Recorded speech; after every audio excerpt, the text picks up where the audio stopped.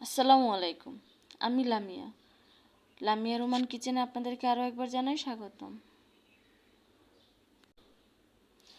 15 মিনিটে আমি আজকে বিরিয়ানি রান্না করব, তাই ভাবলাম আমি এটা আপনাদের সাথে শেয়ার করি। খুব সহজেই রান্না করে ফেললাম। আপনারাও চাইলে বাসায় ট্রাই করতে পারেন। প্যাকেট মশলা ছাড়াই ঘরে রান্না করলাম। একদম হাতের কাছে থাকা জিনিসগুলো দিয়ে রান্না করছি। তো শুরু করা যাক, দেরি না করি। এখানে আমি পেঁয়াজ কুচি দিয়ে পেঁয়াজ ভেজে নিয়েছি আগে। এখানে পানি, আদা রসুন, হলুদ মরিচ এগুলো দিয়ে দিলাম। ভিডিও যাতে বড় না হয় এই জন্য আমি কেটে কেটে দেখাচ্ছি। এখানে বাদাম বাটা দিয়ে দিচ্ছি,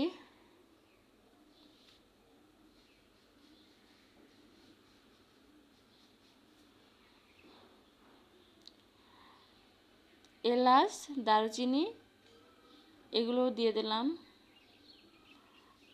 8 থেকে 10টা এলাচ এবং 4-5টা দারুচিনি, একটু বড় সাইজের যদি হয় এরকম পরিমাণ। এখানে জয়ফল, জয়ত্রী যা বলেন আপনারা, এক্সট্রা যে বাহিরের মশলাগুলো ওগুলো আপনারা চাইলে দিতে পারেন, না চাইলে স্কিপ করতে পারেন। তো আমি কষিয়ে নিলাম, নিয়ে আলু দিয়ে দিলাম। এখন মুরগিটাকে দিয়ে দিব। মুরগিটা দিয়ে ভালোভাবে কষিয়ে নিব।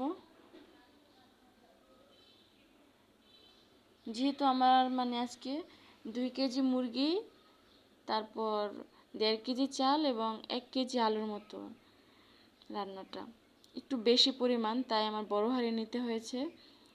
আর আজকে গ্যাসটাও একটু কম ছিল। এটাকে ভালোভাবে নেড়ে চেড়ে কষিয়ে নিতে হবে।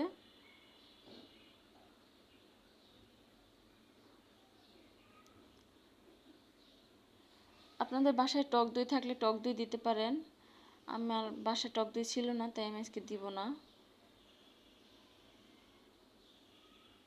পানি দিয়ে পানিটা বলকিয়ে নিলাম। এবার চালটাকে দিয়ে দেব। সব সময় আমরা 1 কেজি চালে 1.5 কেজি পানি, বা আপনি যদি হয়তো ধরেন কোনো একটা বাটির ভিতরে নিয়ে চালগুলো মেপে নেবেন যে কয় বাটি চাল, তাহলে ওই বাটির থেকে 1.5 বাটি, 1 কেজি চালে 1.5 কেজি পানি, ওরকম 1 বাটি পানি চালে 1.5 বাটি পানি, এরকমভাবে মেপে দিবেন যাতে বেশি কম না হয়। আর যারা খুবই এক্সপার্ট তারা তো পারবেন, কোনো কথাই নাই। এখানে আমি চাল দিয়ে কাঁচামরিচ দিয়ে দিলাম। খুব সুন্দর করে আমার বিরিয়ানিটা রান্না হয়ে গেল। লবণ টবণ সব ঠিক আছে কিনা একটু চেক করে তারপর ঢেকে দেব। ঢেকে দিয়ে 2 থেকে 3 মিনিট পর পর একটু নেড়ে দিব, তাহলে আমার বিরিয়ানিটা হয়ে যাবে।